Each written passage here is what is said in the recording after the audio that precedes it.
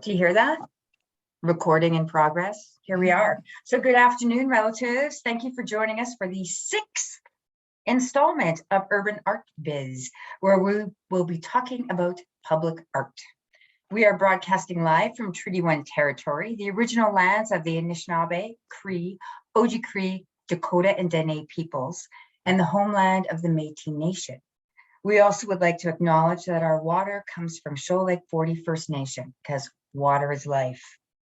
I'm Arlie Ashcroft, I'm Métis. I'm the Indigenous Programs Manager for Creative Manitoba, and I'd like to thank our partner, Urban Shaman Contemporary Aboriginal Art Gallery, for helping us bring this series to you. Today, we will be talking about public art, from conception through funding to fruition, with our guests, Vint, Chloe Chafe, and Tamara Ray biebrich. And it is like the holy trinity of rock stars of public art. That's what I'm going to say. We also welcome the award-winning curator, Dana Warren, who is the director of Urban Shaman Gallery, who will lead today's conversation. So without further ado, I give the virtual floor to you. If anyone has questions, please write. Oh, I see. Look at in the chat. It's already Liz is already on it. She's got great questions in the chat. She's like, bam. Okay. I'm going to turn my camera off and I will see you after. Peace. Thank you, Creative Manitoba. This has been an amazing partnership. Actually, Synonym and Creative Manitoba have been our ongoing all year round partners this year, which has been amazing. It helps split the workload, and also it really helps us get so many amazing things done when we all kind of pull together. Thank you, Arlie, for doing this. And unfortunately, next January will be our last workshop, I think. So Arlie can probably verify that, but it's been an amazing workshop series, and hopefully we can keep this going. I'd like to continue doing this. It's been an amazing lineup of speakers that we've had all year. And today is no less, it's even more. I think this is the most we've had actually, speakers we've had for the workshop. So we'll only have a small amount of time to focus on each person, but I want to thank Val, Tamara, and Chloe all for joining us. We do try to kind of angle it towards a First Nations perspective. So we will kind of be focusing more on the public art pieces that exist in the city that Indigenous artists have contributed to. And so Val, so great to have you here. I don't think we've actually had one-on-one time before, but I've seen your name a million times everywhere in projects that are urban, projects outside of urban, and it's really nice to actually finally spend some time and get to know you a little bit more. So you have worked on quite a few public art pieces on your own, as well in collaboration with other Indigenous artists. I was looking it up this morning, and it looks like Winnipeg Foundation was a really great supporter of some of the projects that you produced. The Buffalo piece looks amazing, as well as other projects you've worked on with Jamie Isaac and Casey Adams and the likes of those ladies. So if you can, I'll give you around 10 minutes. I'll give you the heads up when we kind of get a little close to maybe getting close to that. And yeah, if you could just maybe tell us a little bit yourself, and then maybe how you've gotten involved in public art projects, and maybe some of the processes and some tips that you have for some of the things that you've worked on. Well, first of all, about me, I'm an artist, and I have been an artist since I was single digit. Just, I didn't get to do it full time. It was my decision not to do it full time till I raised my kids. And then if I was going to be a starving artist, it could be just on me, not with my kids too. So my kids also are very artistic, and my grandchildren are artistic. So it's and I come from a long line of Métis activists and artists. So it's not, I think it's just what I'm supposed to do anyway. And when I am involved in a public art piece, I like pieces that talk about or express education and learning and opening your mind and you know, leaving ignorance behind. And I think that's what we need right now. So like I wouldn't want to do a piece that was negative or vulgar, because that's not what I want to put out in the world. So I want to put out something that's going to be a positive, like the bison at the forks. I love that guy. People go look at him and they talk to each other, even if they haven't met each other before their first meeting, and they talk to each other. And for me, until we talk to each other and look each other in the eyes, you're always the other. When you do that, that person is no longer the other. And you realize that, oh, gee, this is a relative of mine. They feel like I do. They think like I do. They want the same things for their children that I do. So when we get people to understand that, we've got a chance for world peace, and I believe we will get there. I do believe we will get there. You know, this is a prophecy time. We have a choice, and certainly there's lots of very grievous news. But there's also news that's positive, where people are standing up, where there have been protests around the world to support righting and injustice, and to me that's a positive. So people are standing up for good rather than for the negative. What else to say? The first big piece was Ni Mama at the Forks, and that was through the Forks, and the foundation contributed, I believe, and that was working with Casey Adams and Jamie Isaac, and I've known both of those young women since the beginning of their careers, and it was a joy working with them. And in the whole process, we never had a disagreement on anything. Like nothing. Everything flowed. It was like it was meant to be. So and unfortunately, you don't see her well enough. You know, she's too covered, unfortunately. But the very best view of her is on the river in the wintertime. And she glistens there. She's beautiful. And I don't think the benches are up yet. They're going to have benches where you can sit under her hair and you look up, and then they're there. Okay, and you can be. We were just there the other day checking out the piece. So. Awesome. I think that'll be nice. And one beautiful thing about that piece, well, of course, she's a pregnant woman kneeling and praying towards the water. Well, we just talked about it. We didn't say anything to anybody else. Just the three of us talked about it. Like, wouldn't it be nice if, you know, I bet you people put their babies up there and take pictures. And that's what happens. People do put their babies in her womb and take pictures of their children up there, which is lovely. That whole walkway isn't complete yet. You can't see it in the winter, but when there's no snow on the sidewalk, you look, there's two round limestone pieces close to Maine. Well, those are the eyes of the water serpent. And there's supposed to be sweet grass in one and sage in the other. But if you follow to the nose of the serpent, her tongue goes out onto the sidewalk, which is like my favorite piece. And the tiling that they used to make the walkway was one thing. I really dislike cobbled. I hate cobblestones. They're difficult for people to walk on. If you're in a wheelchair or anything like that, it's really tough because they're so bumpy and they're so ruddy. So they got these, well, the stones that are there are nice and flat. They're not going to move and be a problem. So it'll be easier for people to you know, use a wheelchair, ride a bike, use a walker, and it's a lot safer. There are a lot of plants there that are like indigenous medicine plants were planted alongside the walkway also.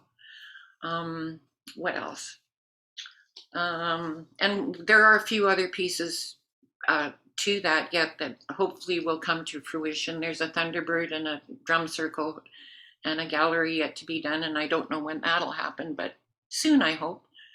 And I think to talk about the bison, it's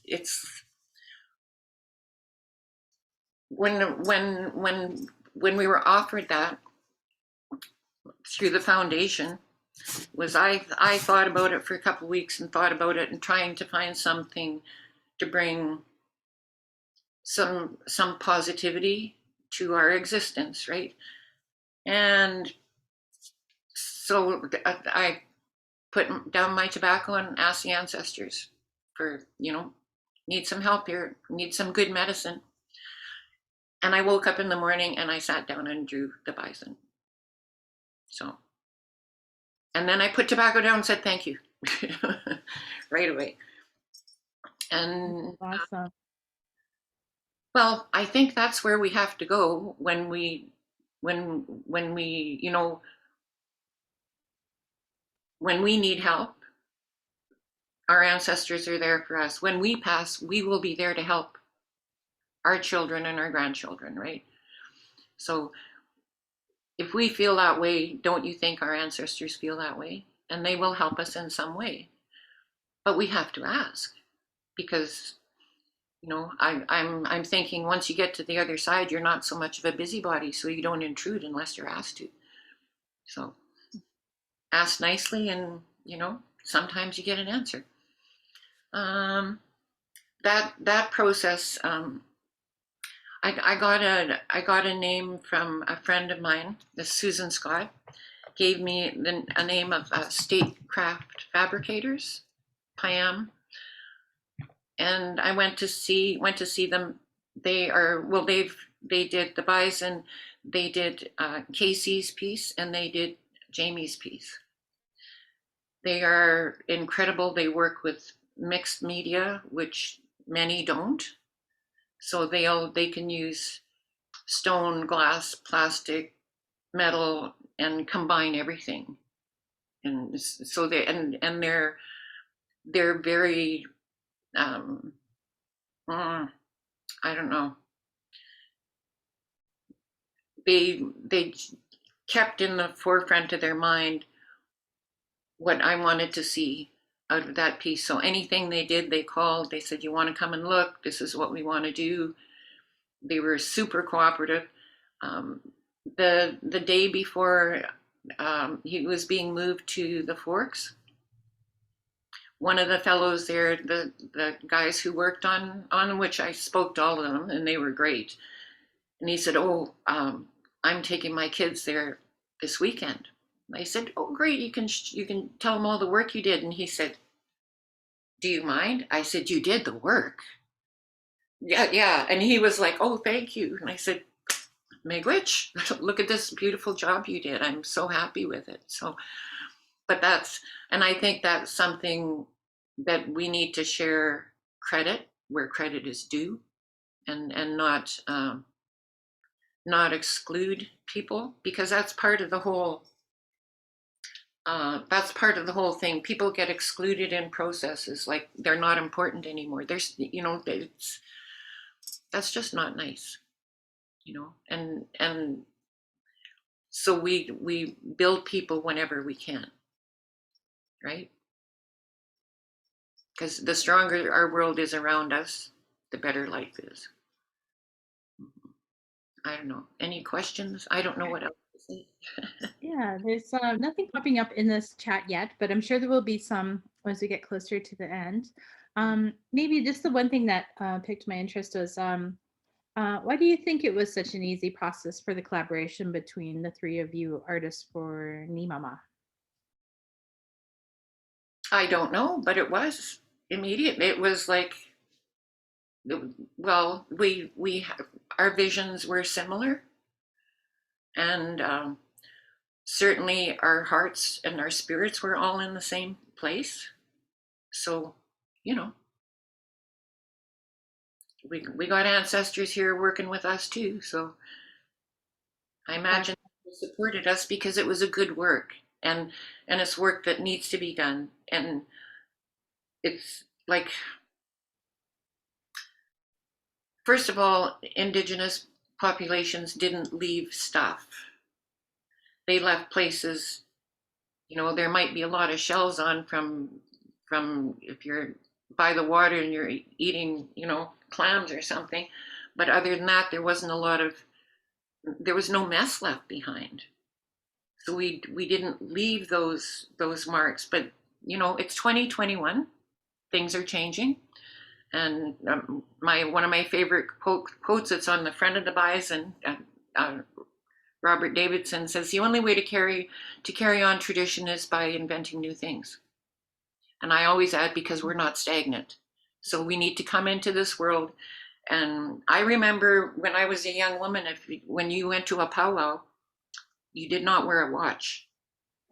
If you walked into the grounds and you had a camera, you were walked out to get rid of the camera, then you could come back in. So things are different now. And now we need to share our teachings, because our teachings are about honoring Mother Earth and all our relations, not just the ones who look exactly like us, right? So, Wow, thanks, Val. I feel like, man, we could have just done one whole segment with you. And I just feel like I got a ton of teachings. Thank you so much. I feel like I got to pass tobacco to you now. So we'll just stop it there for now. It's just like, oh, I don't really want to. I know it's so amazing words that you're sharing with us. And we will shift the focus over to Chloe and Synonym. So if Chloe can tell us a little bit about yourself, but also the amazingness of Synonym and all the incredible things you guys do. And then, there might be a couple more questions that pop up for people, but we'll just keep kind of motoring through this. Cool. Thank you so much for having me. I really appreciate being invited into this space by Dana and Arlie. I'm going to say we a lot, not because I refer to myself in third person, but because I usually operate as a collective, primarily with Andrew Eastman and a bunch of different collaborators, including Dana. So if I ever say we, it's not ego. It's because I speak on behalf of a bunch of people. Val, thank you so much. I'm such an incredibly huge fan, and I walk under Nimama so regularly. It's one of my favorite art pieces of all time. So I'm kind of fangirling right now. Okay, so my name is Chloe Chafe. I'm a settler here on Treaty 1. I am a curator and producer. Used to be a visual artist, but that has kind of been taken over by being a producer for other artists, which I'm incredibly honored to do. I am the co-founder and co-director of Synonym Art Consultation and Wall to Wall Mural and Culture Festival. So maybe what I'll do is kind of talk a little bit about them both to kind of help distinguish between the two.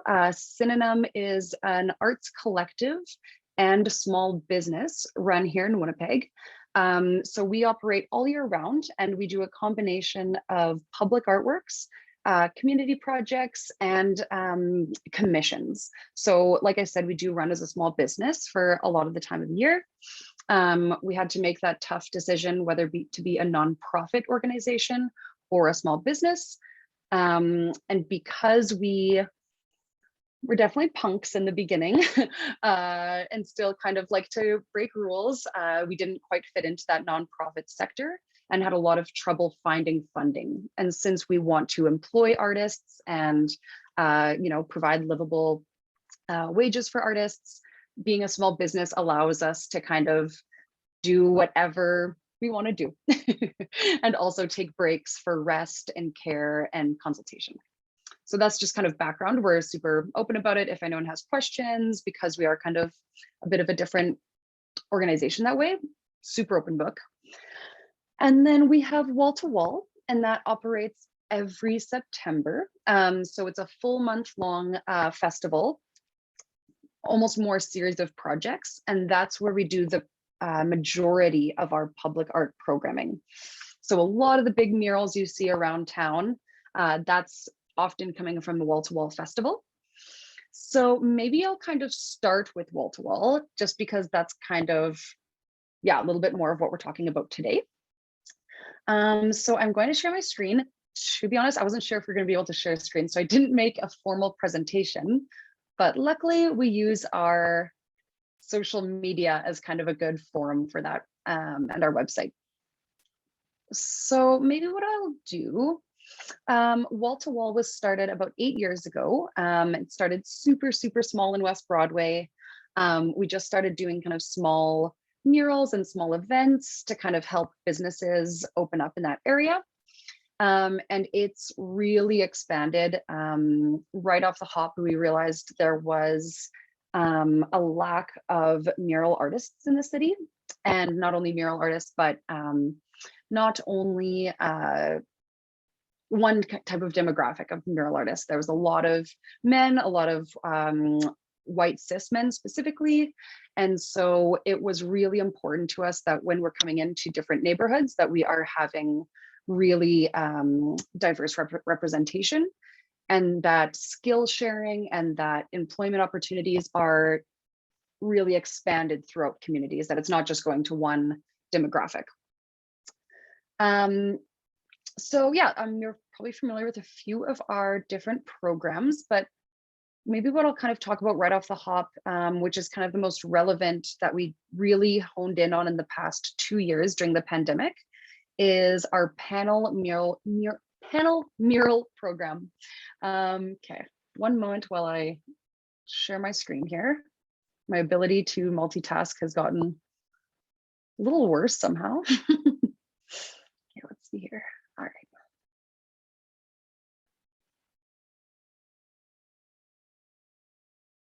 There we go. Can everyone see my website right now? We're all good? Awesome. So yeah, if you ever head over to our website, walltowallwinnipeg.com, for the past 2 years, we started a program that could even expand the accessibility of mural making in Winnipeg. Mural making, as some folks may or may not know, can be a little bit challenging for folks that aren't able-bodied, or like I said, don't have that just sort of mentorship or skill sharing to create an artwork outside that's the size of a huge building. So we created a program that basically allowed for submissions to come in all over the world.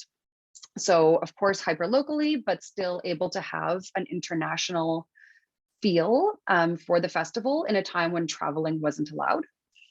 So the Panel Mural program is actually a program where folks can submit digital files, and then we recreate them as panels throughout the community. So some examples that are kind of shown here, this one in the center is at Sunshine House. Sunshine House now has 3. And this is an artist actually from the USA. And so we were able to take their digital illustration and make it into a mural. So this has really expanded all types of different mediums. We had an artist from Alberta do fish scaling.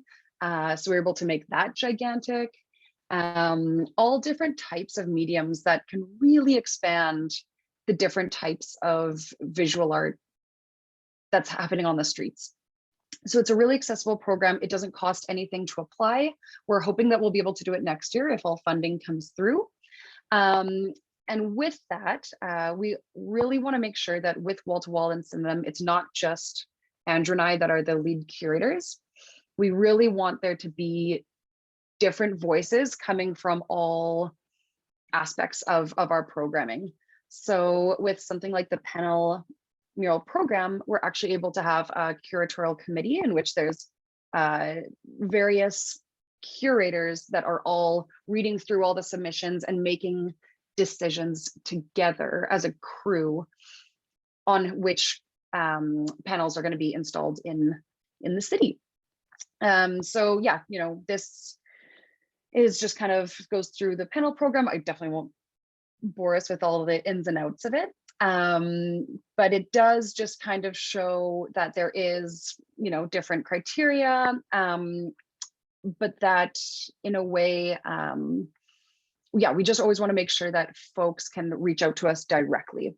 We know that sometimes forums like this can be inaccessible in themselves, that you might have to have a computer, or some of the language of, the criteria or the file sizes, that kind of stuff sometimes can be a barrier for folks.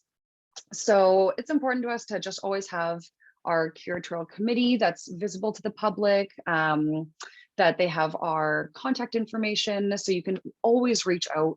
That's kind of one of my biggest pieces of advice. If ever grants or forms for submissions ever seem a little bit freaky, a little bit unapproachable, to reach out.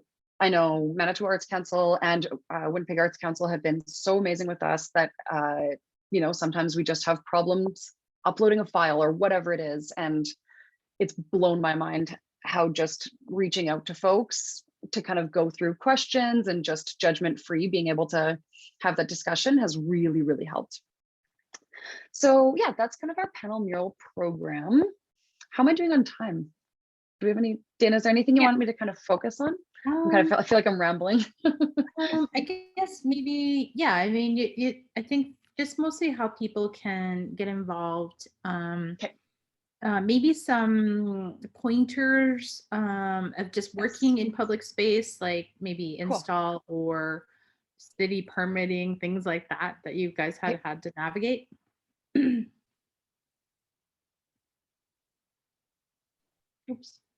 There we go. No worries. That's me. Sorry, I keep trying to mute myself and I'm muting. Yeah, okay, so we have learned so much. Honestly, we started, like I said, 8 years ago, and fully had to Google on site how to build scaffolding. We kind of day by day, we're still always learning so much, but my biggest advice right off the hop, kind of like I was mentioning, reaching out to like even administrators with the funding process, is relying on people and yeah, really being open to asking for help of people that have done this before. So I think I was 21 when I started the festival, so quite young, and it was so crucial relying on people like Pat Lazo at Graffiti Gallery and mural painters from the past to kind of help us guide the way, because we, starting is just so, it can be really scary and it's intimidating to start if you're just kind of throwing your own self in it.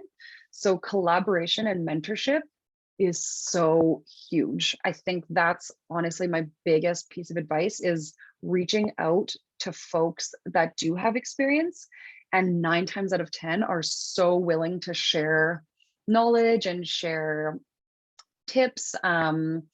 So I think kind of building a team and realizing where your, I don't really like the words like strengths and weaknesses are, but maybe where you kind of do have some knowledge in one aspect, but you're missing some knowledge in the other, is asking for help and doing that research on kind of who does have that knowledge. And I think it can be as formal as, directly reaching out, but also we now have the power of social media that honestly, even sometimes throwing it out there, talking to your peers, going to workshops like this, where you can kind of be in rooms of people that do have that prior experience, that knowledge, that has just shaped our career completely.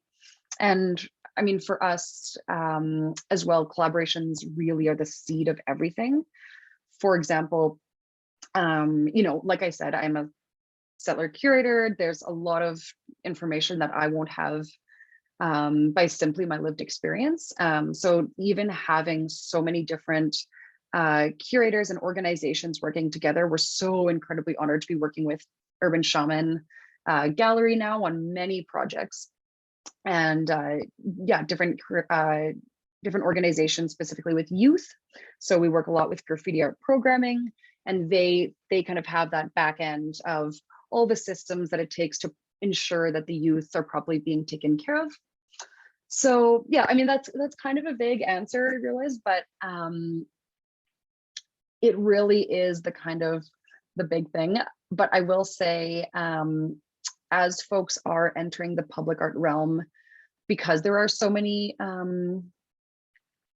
barriers, I'll say, or just stages, like street permits, like renting lifts and scaffolding, like buying the paint and what kind of equipment to use. All those, please reach out. I can make sure that our email is, you know, shared within this. I'm sure, Liz, you have our email, but please reach out, because we do now have a very weird collection of knowledge of some things I never thought I'd know, like how to operate a scissor lift. But it is like, please reach out. And at the very least, what we can do is kind of help veer you in the right direction of somebody that does have that knowledge. Does that kind of answer your question, Dina? Yeah, it does. Yeah, for Okay. sure.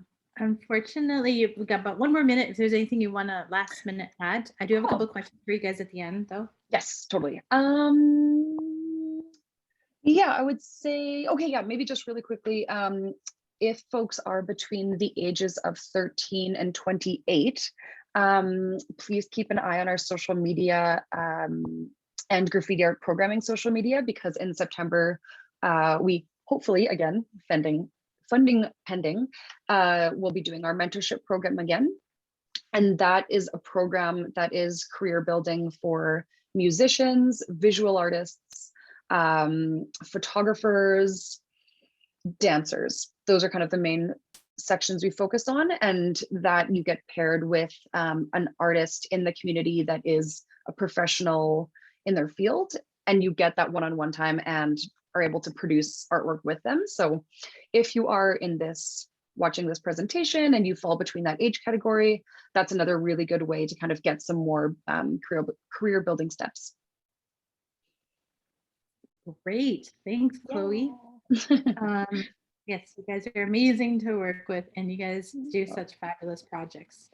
All right, so now, last but not least, I am going to turn it to Tamara from the Winnipeg Arts Council, because they have a very specific component to the arts funding process that WAC offers, and it is a public art programming. So yeah, I'll let her inform all of you a little more.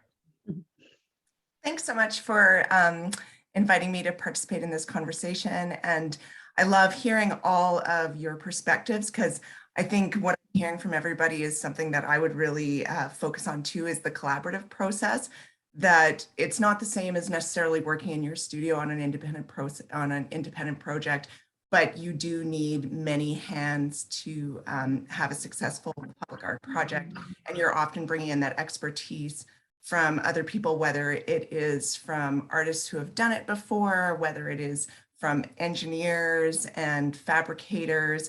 It was great to hear, Val, about your experience working with a specific fabricator who could through that process and bring your vision to fruition. And I think Chloe too, saying that you're talking to other people in community who have done things before, and now then being able to share that as the next step. Yeah, I'm really excited about that. But I guess I'm here because I work at the Winnipeg Arts Council, and we're an arm's length agency of the city of Winnipeg. And yeah, our role is really to focus on the relationship between arts and the city as a city building organization. And we do offer a lot of funding programs for practicing artists and for arts organizations, but I work specifically with the public art program, which is, it's actually the city of Winnipeg's public art program, but we manage it on behalf of the city under their policy. And talking about funding, it's interesting because one note is we're funded under the city's capital budget process. And actually it's like a line item under city beautification, but we see our role in facilitating the public art program as being a lot broader than just city beautification, because I think that whole opportunity to encounter ideas in public space, to humanize public spaces, to surprise and delight, but also really inspire curiosity and critical dialogue is important. And I think public art can play a role where people can help see themselves reflected in the city, and that's really important because, you know, every Winnipeg public art project is on Indigenous land. That's where we live, that's where we work, that's where we're creating work, and it's really important to recognize the responsibility that we have for that reason. And, you know, I think that public art can mean many different things to different people at different times. And so one piece isn't, you know, you can every artist or every curator or program manager, you can, pieces can be successful in different ways. And I guess different work is going to mean different things to different people at different times. And so you can't be everything to everyone at the same time and still be really meaningful. And so I think with Winnipeg's public art program, we really strive for diversity with consideration of materials, scale, places, voices, art forms, process. And I think it's through all of the different projects that you can achieve that, not just through one project. But yeah, we've been really lucky to work with a lot of Indigenous artists in our program. And so I'm going to share my screen too and show you some examples of some works in Winnipeg that we've had the opportunity to commission. And then if there's time at the end, I can talk about process a little bit more. Let me just see here, share screen. I think I'm doing this right, but are you seeing my web window with, yeah? Yes. Yeah. Great. So right in downtown Winnipeg on Portage Avenue at Carleton, between APTN, Portage Place, and in front of the Air Canada building, which is why the park has that name, is this place on Treaty 1 territory and the homeland of the Métis Nation. And that's a major public art project that we started working on in 2015, or we started consulting in 2014, working with artists, curators, the Mayor's Indigenous Advisory Circle, elders, knowledge keepers in the community to find out what it was that we were kind of, you know, what was it that we were missing in our program that was making it more accessible to work with Indigenous artists. Because on our public art committee, we've always had Indigenous representation. On our selection panels, we've always had Indigenous representation, but we hadn't had the opportunity to create any major commissions with Indigenous artists. And so we really had to take a look at what our processes were and what the barriers were to access in that. And through that project, we were able to commission 4 major works in Air Canada Park. So I'm going to scroll down and show you some, there's some small images here. There's a lot more details on our website where you can learn more. But this first image here is Roland Soulière, who's an Anishinaabe artist who's based out of Australia and has roots in Ontario. And she created Mediating the Treaties, and it's a 2-headed treaty coin.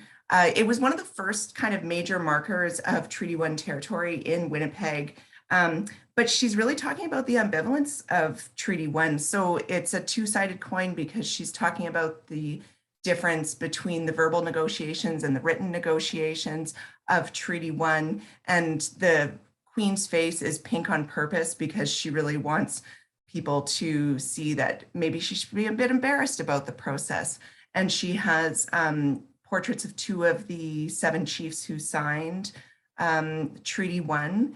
And they're very purposefully life-size because she wants people to be able to sit with their ancestors in the park. Because Air Canada Park is a real community gathering place downtown. You know, I go to the park quite often and I see a lot of familiar faces. And it's always really quite lively. I will say with the pandemic and how isolated and vulnerable and even more vulnerable people have become, I think that space is needed even more so now as a safe space for vulnerable community members.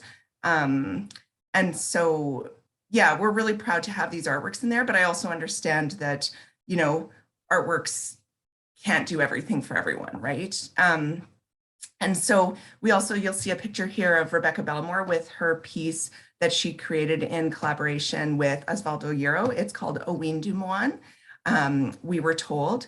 And she has described it as an anti-monument to forced colonial education.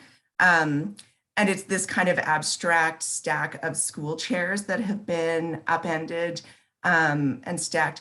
And what I really love about this piece too, and about art, is that the work doesn't have to be didactic to share these important ideas. It can really kind of explore the complexity of ideas and different points of view. And sometimes there'll be people sitting around and when I come into the park and they'll be like, oh yeah, what is that? Is that art? What does that mean?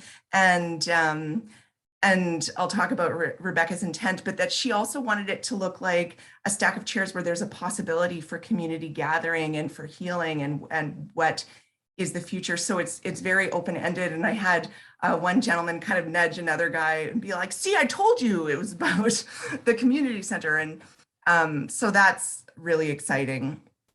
And then there's also Julie Nagum, who's a local Métis artist with her piece Electrical Currents.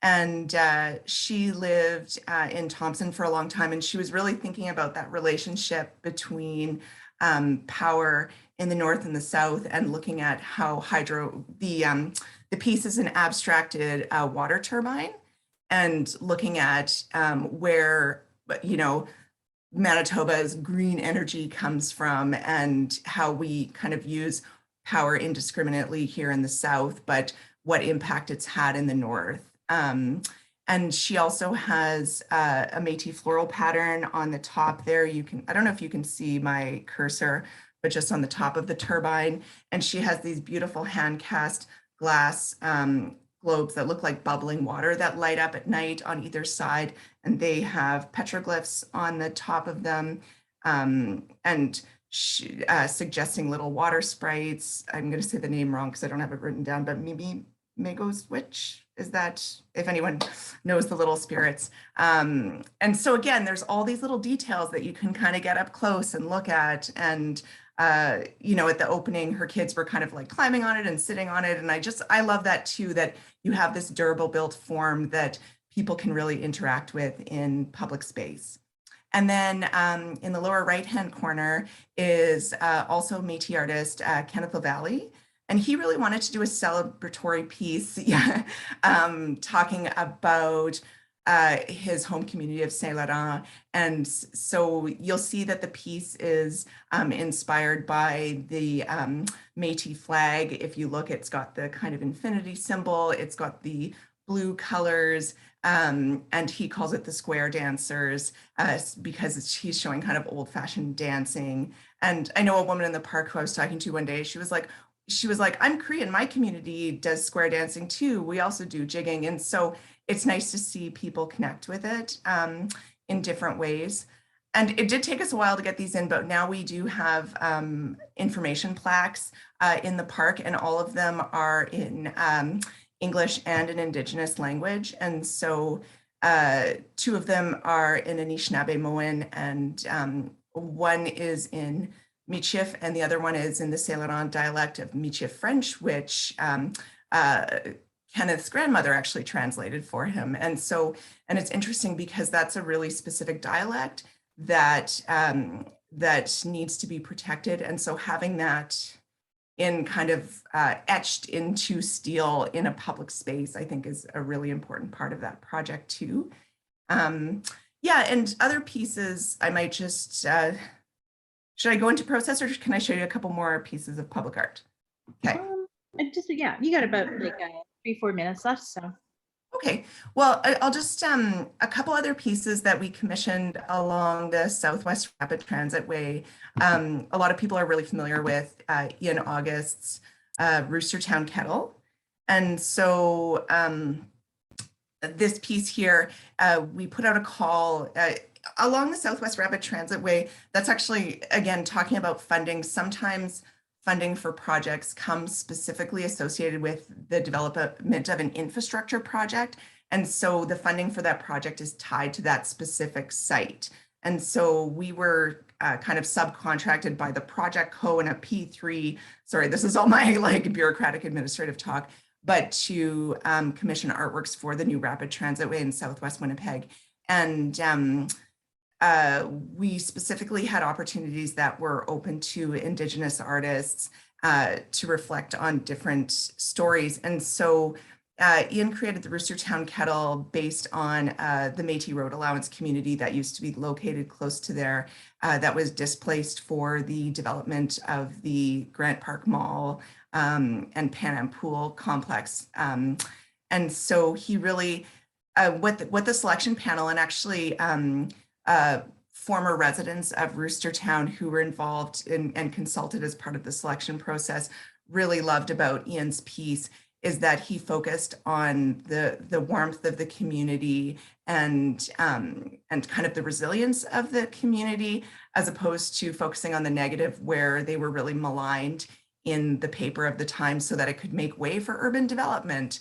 And so I think it's a point of pride for a lot of people. And that community was on the outskirts of Winnipeg, 1901 to 1950-ish, and at its peak had about 250 primarily Métis residents. But they didn't have access to municipal services. So the closest water pump was about a kilometer away. And so people had to go and fetch water every day. So you see these silhouettes here, which are called fetching water, that are a companion piece to Roostertown Kettle. And I think it also speaks to just how sacred water is in general. So it goes kind of beyond just the history of Roostertown too. Yeah, so that's just showing some of the pieces that have that we've been really lucky. And most of them are local Indigenous artists too who have created this works, because I think some of the things that I get most excited about with our public art program is having local artists tell local stories. And again, to say that, you want something that, yes, is going to achieve the city beautification, but I want something that's going to inspire us and have us think about the place where we live and work and why we're there and who else are we sharing this space with. And so I just think that there's so much opportunity. And Val, I loved when you spoke about Nimama, and not just the fact that the three of you collaborated on it, but how people engage in the space, that people are bringing their children into the womb. And so it is about that continuous dialogue and the meaning that changes depending on how you interact in the space. So yeah, I guess I could talk a little bit just about our process. Maybe I'll stop sharing the screen, except for I don't know how to do that. I think you just hit the top part. Is that what? Yeah, there you go. I did it. Huzzah. Yeah, and so, just to echo some of the things that were said earlier about process and collaboration. So the way the Winnipeg Arts Council facilitates the public art program is that we work with a volunteer committee that's made up of artists and designers and arts professionals and community members who work with us and the city of Winnipeg to identify potential sites and opportunities. We don't just commission durable built form, but we also facilitate a collaborative community program where artists are matched with community groups to develop collaborative projects. And so you'll see pieces like the Reconciliation Mosaic on Luxton School was created through that program, and Along the Creek on Buns Creek, which is a series of 7 trail signs that represent the teachings of the 7 grandfathers.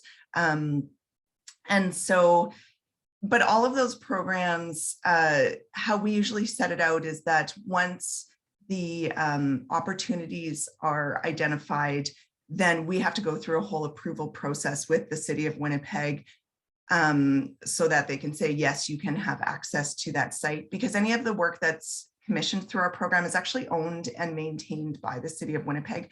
So they have a pretty high expectations of us in terms of what the durability is of pieces that we're creating, and how they're maintained into the future. But once we've gotten approval from the city, then we work with community partners to kind of make sure that we identify all of the, well, not all of, but a lot of considerations about the opportunity or the site. So what is the site?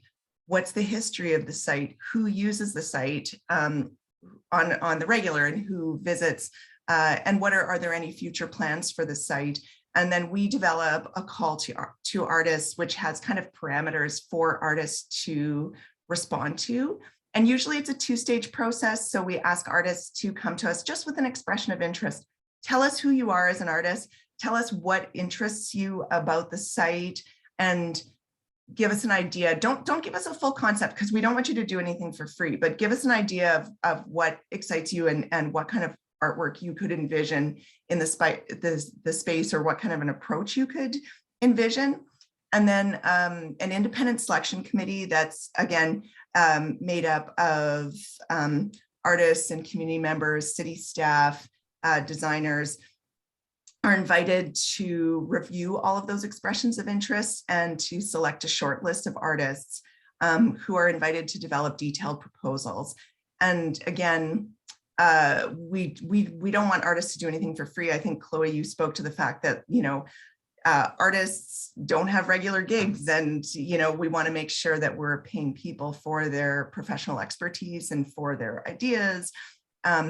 And so once you've agreed to develop a proposal, we pay you a fee, and then the proposal has details in it in terms of telling us what your narrative concept is, telling us what materials you're going to use, how you're going to fabricate it, who's going to work with you. Like, have you spoken to engineers? Have you spoken to fabricators? What's your budget? Because we do have a limited budget. So we ask artists to come to us saying, I'm going to make Education is the New Bison. It's going to be made out of steel and weathering steel. It's going to be this big. It needs these kind of foundations. So there are barriers with what Chloe was saying about, you can't just give us a digital file. You do have to project manage, and maybe you can hire a project manager. That is totally allowable within the budget.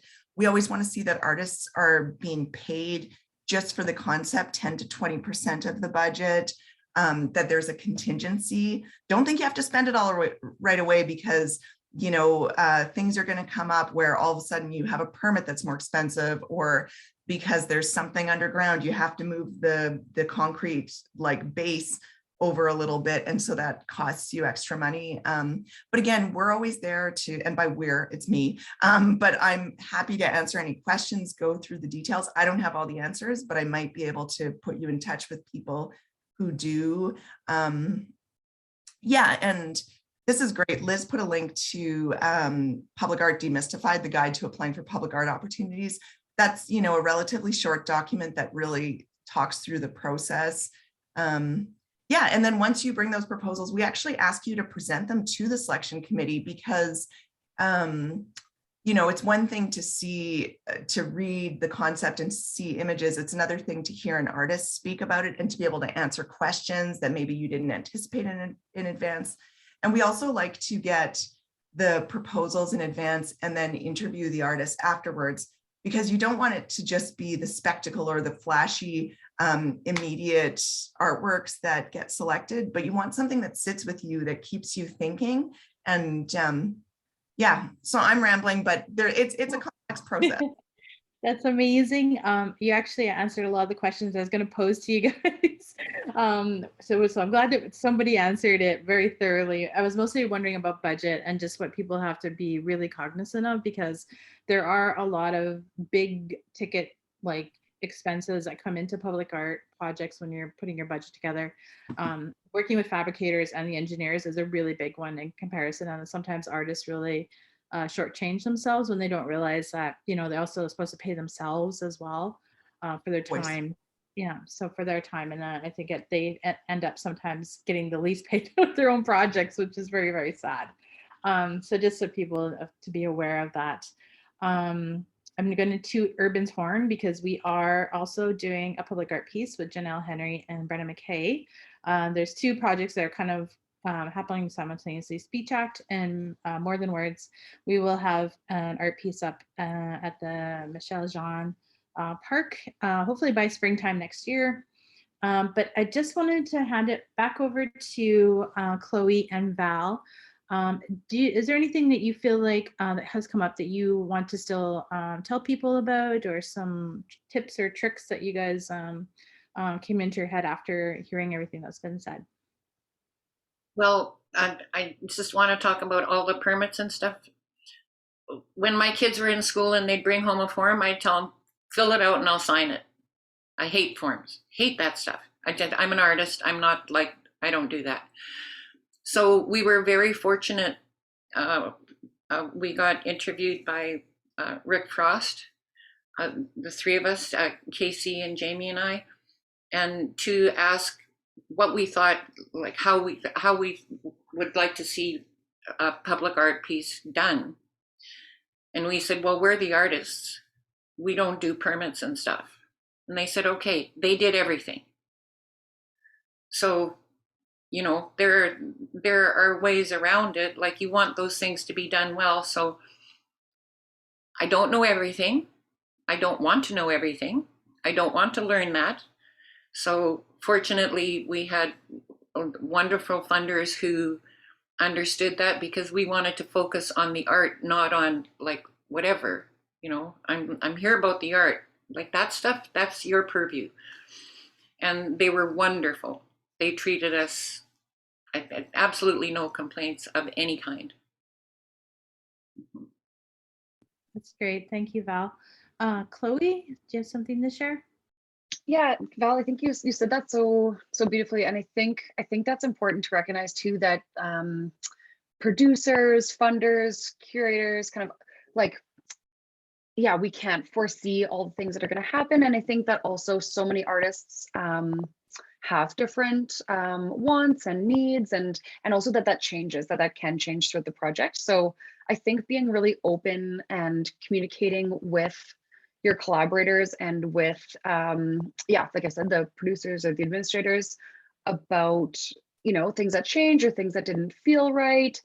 I think if you feel like you have the energy to communicate that, that really helps us as kind of the facilitators to make change and to make the process more smooth in the future, or yeah, to really ensure that everyone's always operating from a place of care. So I think, yeah, Val, that's so amazing that you three were able just right off the bat to know that that part is not something that you want to deal with. And so I think the more that we have those conversations on how to be the best team in a really positive space like that, that's kind of the dream. Because oftentimes a lot of these projects, it's kind of figuring it, like we're all figuring it out and all problem solving. So I think the most that we can have those open conversations is how we can all work together in a nice way.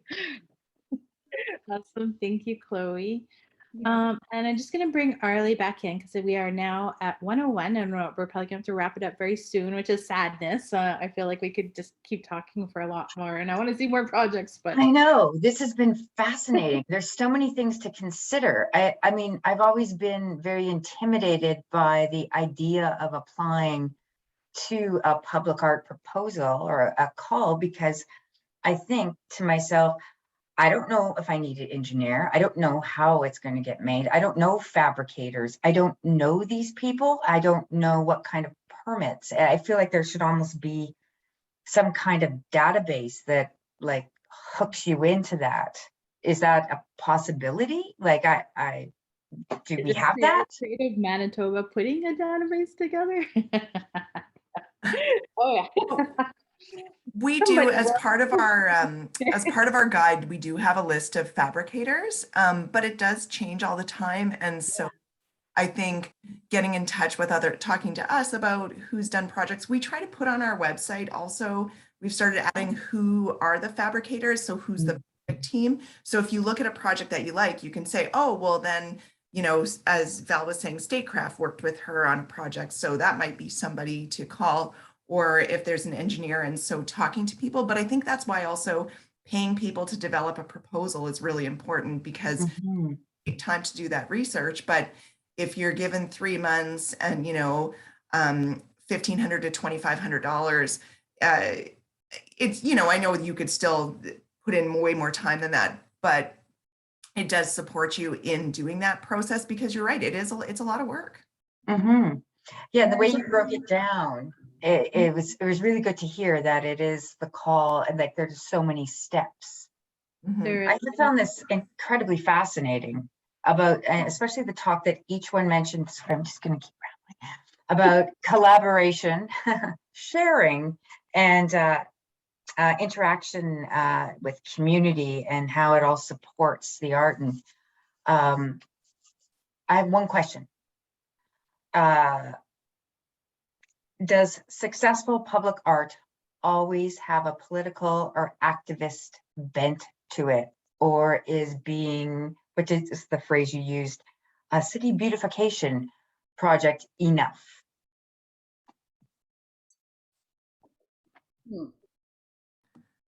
If you're asking me that question, I think it really depends. You know, I think that also there are pieces that can be quietly political. I think that the transformation of a space, or being able to welcome people and make people feel safe in a space, is really important, even if it's not overtly political. So, you know, I love the Takashi Iwasaki and Natty design piece that's in Kildonan Park, which is those kind of exaggerated, colorful globes. Are you familiar? If you're familiar with Takashi's work, Yeah.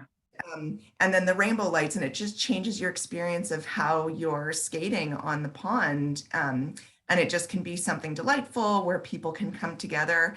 And so, and then there's like little elements, little abstracted elements that are drawn in there. And I think different people respond to it in different ways. So yeah, not every piece is going to be overtly political, but I do love that our program does allow for pieces that can be critical of that can be critical of things that have happened here or are happening, and it allows for that dialogue. So I think that's really exciting too, because I don't know if you see that in every program across the country. True. Thank you so much. Is there any closing words you have, Dana? I just want to thank everyone for showing up and sharing all your thoughts and knowledge. Thank you so much for yeah, having just- me. Yes, thank you all. There's just one thing, and you guys don't have to speak to this. I just wanted to make sure that it was mentioned that when doing the public art proposals, I think Tamara might have just quickly briefed over this, and the difference than applying to a public art, or sorry, like project funding. There's also a major component of when you're proposing, you have to make a maquette, and sometimes even the maquettes can cost a lot of money to fabricate that. So just to keep that in your budget and in your mind as a major step to getting forward to the next step, which is the larger funding. So, but yes, you all so much, so knowledgeable, so great to hang out with you all for only a small hour. Just want to remind people that also Urban Shaman are doing our first blended event on Saturday afternoon. We're doing an artist talk with Nadia Amir from 2 to 3, and then from 3 to 5 we are doing our new website publication launch, as well as new swag for our 25th anniversary this year. And there's still room. I think there's about 10 more spots for registration. Otherwise, you can watch us online, have fun, and drink Christmas drinks and hang out together. But yeah, so we welcome, call Liz at the gallery, and get your name on the registration list so we can see you on Saturday. All right. Thank you so much, everyone. Peace. Thanks. This was really fun. Bye. Thank you. Have a good afternoon.